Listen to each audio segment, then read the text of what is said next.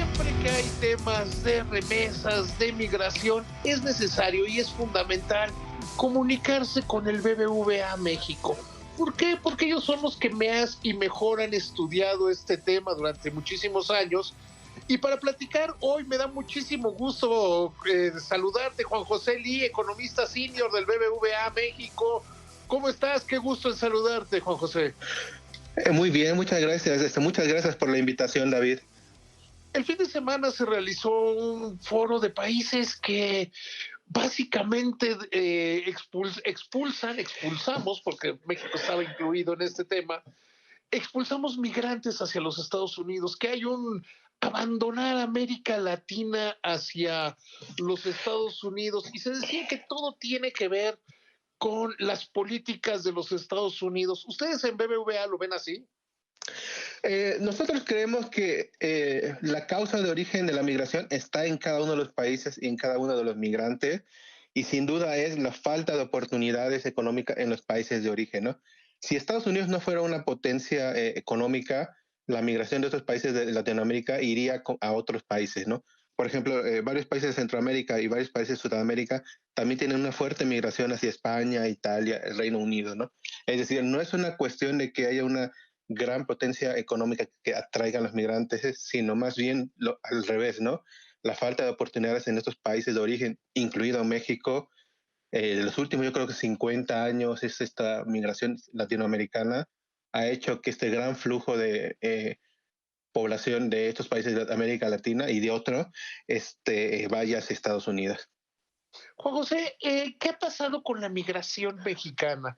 Hasta 2018 veíamos que estábamos ya cerca de una tasa de reposición cero, es decir, que no estaba creciendo el número de migrantes. ¿Qué han observado ustedes en BBVA? Sí, este fenómeno lo hemos seguido ya por más de 10 años. A raíz de la pasada crisis financiera económica de 2008-2009, la migración mexicana llegó a un máximo, alrededor de unos 12 millones de migrantes mexicanos, y aproximadamente nos hemos mantenido en ese volumen de 2008-2009 hasta incluso 2023, ¿no? Esto no quiere decir que no haya migración. Sigue habiendo migración, solamente que el volumen de personas en Estados Unidos que retornan o que fallecen de migrantes mexicanos se repone con un nuevo flujo de migrantes mexicanos cada año, ¿no? Varían mucho las estimaciones, pero del total de esos 12 millones de migrantes mexicanos, se estima que alrededor de 400,000, 800,000 son los que se renuevan anualmente, ¿no? Algunos porque retornan y otros porque son nuevos flujos que van a Estados Unidos. Es decir, continúa la migración mexicana a Estados Unidos. Pero dices que se ha mantenido más o menos estable, por llamarlo de alguna manera, durante los últimos 10 años. Sí, alrededor de unos 12 millones de migrantes mexicanos se ha mantenido más o menos estable, pero sí hay que considerar que sí ha cambiado con su composición, mientras que en 2008, 2009, hace 15 años, alrededor de unos 2.5 o 3 millones tenían la ciudadanía, actualmente ya 4 millones tienen la ciudadanía, súmale a esos unos 3 millones que tienen Green Card, estás hablando que de esos 12 millones, actualmente más de 7 millones ya están en condición documentada bien en Estados Unidos, lo cual nos deja con alrededor de unos 5 millones que sí son mexicanos que podríamos considerar que no tienen documentos en Estados Unidos. Entonces, ¿cómo explicar, bajo estos datos que acabas de dar, Juan José, cómo explicar el crecimiento de las remesas? Porque hemos visto un brutal incremento de las remesas durante quizá el último año, 2 años. Sí, justo el mismo flujo de migración que año con año se obtiene ayuda a mantener las remesas. Si analizamos el dato de las remesas, desde 2008 a 2014, que fueron los primeros 4 o 5 años después de la crisis financiera, las remesas crecieron muy lentamente. Es decir, no se llegó a alcanzar su nivel máximo que tuvo antes de la crisis financiera, sino hasta 2014-2015. A partir de ese año, poco a poco fue recuperándose el empleo de los migrantes mexicanos, no solo en volumen, porque hay que considerar que había una parte de la población migrante mexicana que estaba desempleada y que poco a poco fue disminuyendo su tasa de desempleo, y había otro porcentaje que estaba con empleos de tiempo parcial que pudieron conseguir empleos de tiempo completo. Estos dos factores, sumado al factor del incremento salarial que gradualmente fueron obteniendo, ha permitido que con los últimos años haya crecido las remesas de manera muy importante hacia México, ¿no? Y muy particularmente a raíz de la crisis por COVID-19, podemos ver que hubo un impulso muy grande de las remesas a México.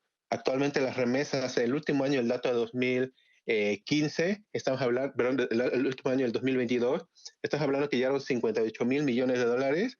Si recordarás, antes de la pandemia estamos alrededor de unos 35, 38 mil millones de dólares. ¿Por qué crecieron tanto? Estamos hablando de más de 20,000 millones de dólares en un año. Sí, son muchos los factores que pueden explicar eso. El primero, sin duda, fue el empleo en Estados Unidos. Si bien de manera agregada se perdieron muchos empleos en todo el mundo y también en Estados Unidos, podemos decir que Estados Unidos no podía dejar de comer y no podía dejar de tener una fuerza de trabajo que mantuviera aún la economía cerrada, ¿no? Entonces, durante la pandemia, esto fue un factor, dado que muchos migrantes mexicanos estaban en sectores esenciales, básicamente la agricultura, manufacturas, reparto de alimentos. Entonces eso ayudó a que, si bien fueron despedidos o perdieron sus trabajos en los sectores de servicios donde muchos estaban concentrados, pudieron relocalizarse en otros sectores. El otro gran factor que contribuyó durante el año 2000 fueron los grandes estímulos fiscales en Estados Unidos, que si recordarás, Estados Unidos tiró la casa por la ventana, se endeudó brutalmente para poder no caer en una crisis financiera durante la pandemia, ¿no? Y a partir de 2021 sería un fenómeno que no nada más beneficia a los migrantes mexicanos, sino también a los migrantes centroamericanos y sudamericanos.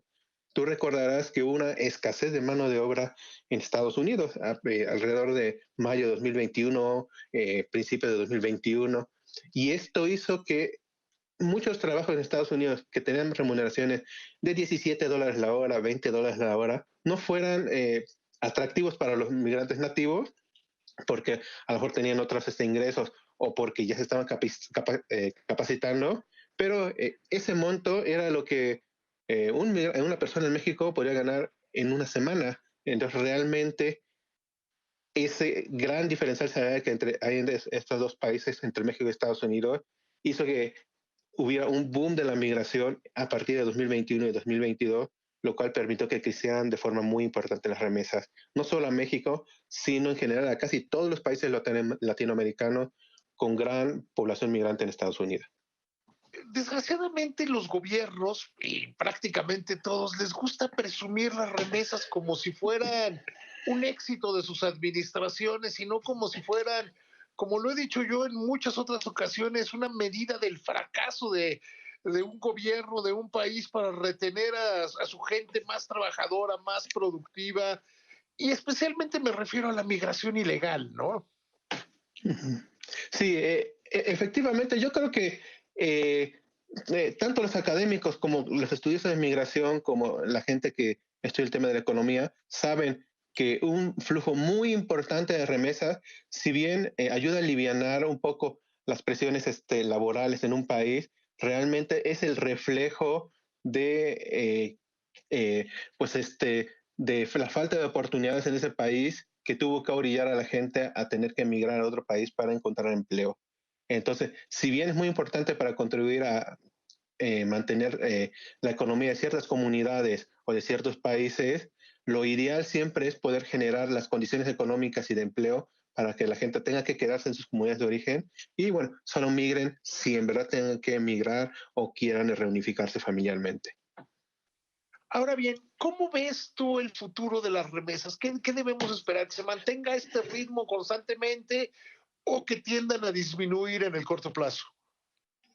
Eh, Dado las previsiones que hay para el siguiente año de una posible ralentización en la economía de Estados Unidos, pero yo creo que más hacia finales de 2024 o incluso 2025, sí consideramos que las remesas tanto a México como a Latinoamérica van a seguir creciendo, pero a menor ritmo de lo que estamos acostumbrados. Por ejemplo, el año pasado, 2022, crecimos a cerca de 13,4%, ¿no? Este año, para el cierre de 2023, creemos que vamos a estar cerca de 9% y para el siguiente año creemos que va a crecer alrededor del 7%, es decir, va a continuar creciendo, pero a un menor ritmo. Y esto sin duda va a continuar así mientras la economía laboral de Estados Unidos lo permita, porque hay un fuerte diferencial salarial entre México y Estados Unidos, ¿no? Por ejemplo, una publicación que apenas sacamos en la nueva Migración y Remesa 2023, por ejemplo, publicamos que para alguien de bachillerato en México, en promedio está ganando mensualmente, ya ajustado de lo que él declara, unos $350 para alguien que tiene bachillerato. Para alguien que es migrante en Estados Unidos, con esa misma nivel de calificación, estaría ganando $3,300 mensuales. Es decir, casi 10 veces más puede una persona con bachillerato ganar en Estados Unidos que lo que puede ganar en México, ¿no? Y no solamente el monto, ¿no? Uno diría, bueno, voy a Estados Unidos, eso es el ingreso promedio, pero puede que no encuentre trabajo. Los datos nos indican que la tasa de desempleo en Estados Unidos para los migrantes mexicanos, no nacional, sino para los migrantes mexicanos, es de cerca de 3,6%. Es decir, cada 100 personas que migran a Estados Unidos y que quieren trabajar, 96 van a encontrar sin problemas un empleo muy cercano seguramente a este monto de ingreso, ¿no? Es un gran número. Querido Juan José, te mando un abrazo, que te vaya muy bien. Gusto en platicar contigo. Muchas gracias a ti, David, por la invitación. Un fuerte abrazo igual.